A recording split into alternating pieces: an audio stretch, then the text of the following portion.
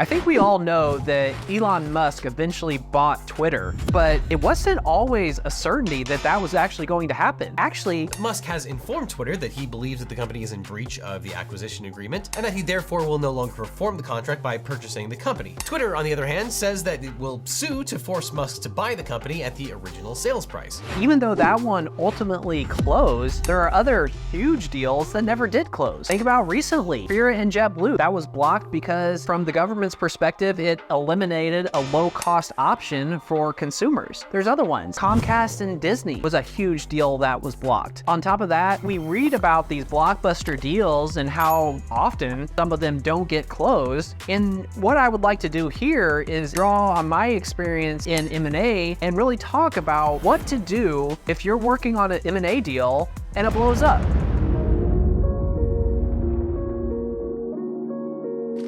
I've been in these deals and it is so easy to, blame the seller or the seller's advisor or some other person. But even if I do blame the seller, what good does that get me? So even though I've worked on deals and have spent literally a ton of money on these deals that have fallen apart, I try not to harbor any ill will and instead think about what I could have done differently. And usually I'm able to come up with, at least 2 to 3 areas in which I would have done not only that deal differently, but I can use whenever I think about how to do other deals differently.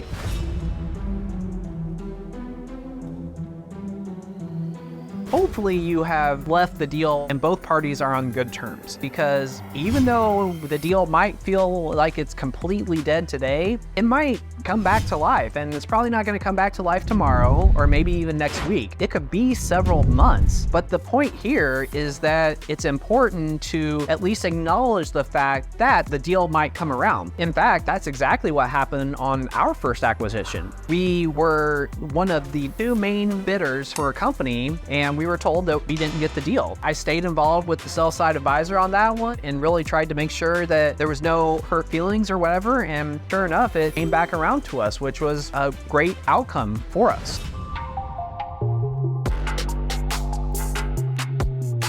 Oftentimes throughout the deal, at some point, emotions get the better of us, and it's really easy to feel like the other person is saying things directed at you as a person, or perhaps on the other side, you feel like if you would have done these 2 things differently, it might have turned out better. Could you have done things better?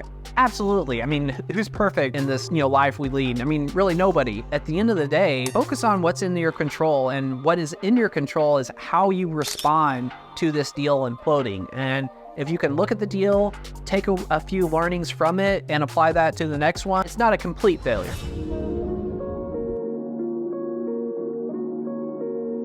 Before we get into the specific advice or thoughts for the seller, let's focus on the buyer first, just because that's a little bit easier. If you're the buyer and the deal implodes, I'm not going to have too much sympathy for you. I mean, you're just going to have to get comfortable with the fact that a lot of deals you work on aren't going to close. Sometimes it's going to be your fault. Sometimes it's going to be the seller's fault. Most of the time, it's not going to be anybody's fault. It falls apart for reasons that you can't control. That's life. Anytime you are focused and putting your efforts or your dollar in one very specific bucket, that's risky. What I would encourage you to do in this standpoint is diversify that risk by always keeping that funnel full of other deals that you can work on should this one fall apart.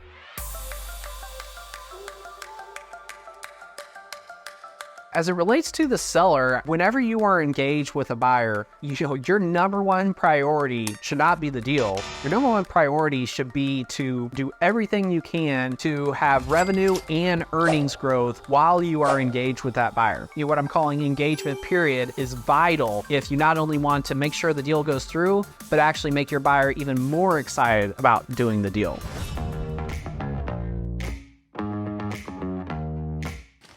I've worked on deals where there's been investors looking at the deal, or maybe a lender or our M&A counsel. They're like, that business owner has made so many good choices in order to grow his business, to get it where it is today. However, he made a mistake in hiring, this advisor or this attorney or that person. Unfortunately, I just see it a lot. Sometimes it's a seller hiring their trusted general business attorney that they've been working with 20 years, and they say, oh yeah, he works on M&A deals too, he'll be fine. And I have a general attorney that is a very close friend of mine. And you know what? I really don't use him on M&A deals because I only use an attorney and even like a law firm that almost exclusively focuses on M&A. I can't understate the importance of having skilled counsel. Maybe you look at it objectively and say, Nick, no, that's not the case, but perhaps it is. And that's why I just encourage you to consider it. Not that I actually think it is something that's going on.